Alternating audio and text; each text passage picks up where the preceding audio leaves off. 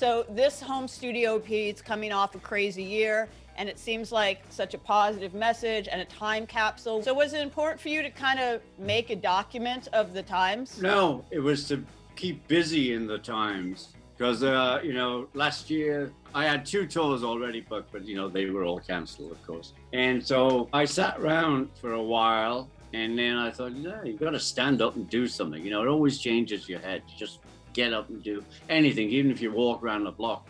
And I thought, I'm going to make an EP. Do you remember EPs? I do. I remember CDs, cassettes, vinyl, 8-tracks. Yeah. And so then I heard that the kids are listening to cassettes.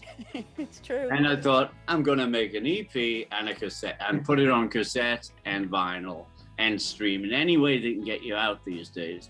So that was the start of it. And then I called Diane Warren, and she wrote Here's to the Nights We Won't Remember, but the Friends We Won't Forget. And I love that sentiment. So that was the second track, and it went on from there.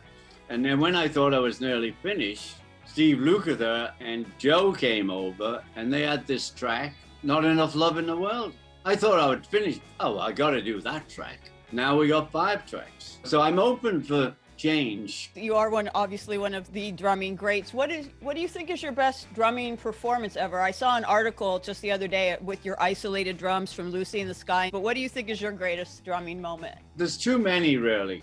You know what I mean? I used to say Rain because I felt Rain, that was another character playing drums there. It's not the way I play. I'm more of the boom, boom, dee-dum. There's breaks and tom-toms. This was all on the snare. So I used to say that drove people mad. And you Let It Be, not bad. I mean, Paperback Writer rocks. I mean, I could go through them, It's, sure, go ahead. No, I'm not going to. Would I stop you? You know what I mean? I mean, it sounds a bit big-headed, but there isn't one. The crazy thing is when Let It Be came out, the remastering, and they have this new system, Atmos. And we went to England for it, and Paul and I were in this crowd of people all listening. And I thought, I'm too busy on this record. I thought I was too busy.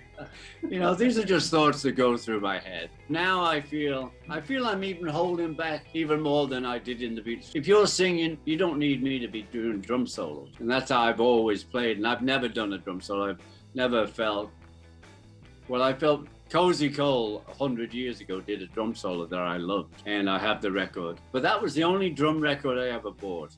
And mainly I want to be in the band, and I just want to play behind those guys and give them a lift or bring them down or rock on straight.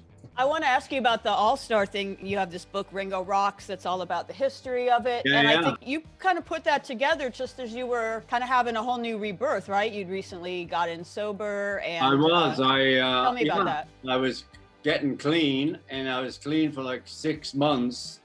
And out of the blue, my lawyer called me that a man he didn't know had been approached by Pepsi to ask Ringo, would he like to go on tour? And then I thought, well, you've never put a band together. You've never done this before. So what I did, I had a phone book. I opened the phone book and I called a couple of friends I knew, mainly in America. I called Dr. John, okay.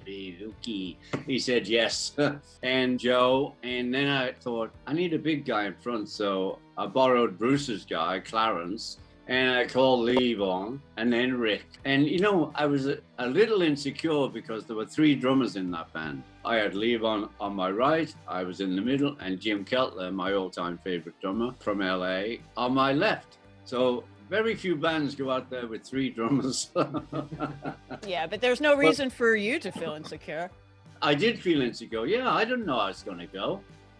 You put it together, every night, and I've done it, let's say, for 30 years, seconds before I run on stage, there's a moment still, how crazy is that, I want to go to bed. You know what I mean?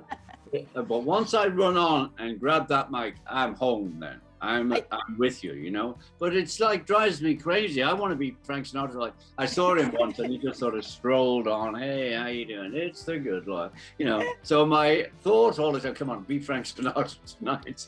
And I was Ringo running on and grabbing the mic. So did you have any epiphanies last year when you hit the big 8-0, which I still cannot believe because it was in the middle of 2020. You're all about your friends. It was the miserable year, but I was a bit upset because, you know, I was 80 in July and we had big plans. All the kids would come in from England and Europe, and we have America. All our family, we'd have, you know, a celebration.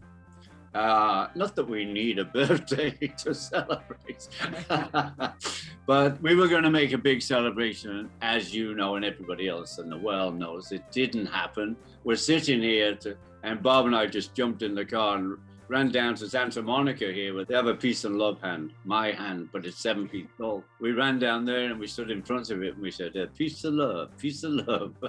And the cars were passing by saying, what are they doing? You've always been so much about peace and love. No, I didn't start it. I mean, it started in the 60s and more or less in America, you know, and the hippie movement started and we, as the Beatles, we joined in. And we, of course, we believe in peace and love, and we love the clothes, so it was great for us. And that's how it started. And John was a big proponent of peace and love. And it's just something I do. And it came to everybody's notice in '89 when I put the first All-Stars together. And so I would peace and love everybody as I ran on, and then peace and love, peace and love. In fact, in the 90s, some newspapers were writing about, oh, he's peace and loving again. You know what I mean? Like, I'm saying, well, I'm only peace and loving and you're moaning about that. Get off. I've really enjoyed this. I've enjoyed zooming in with you. I love the Zoom in EP. So thank you so much for your time, and peace and love. Yeah, thank you. Peace and love to you.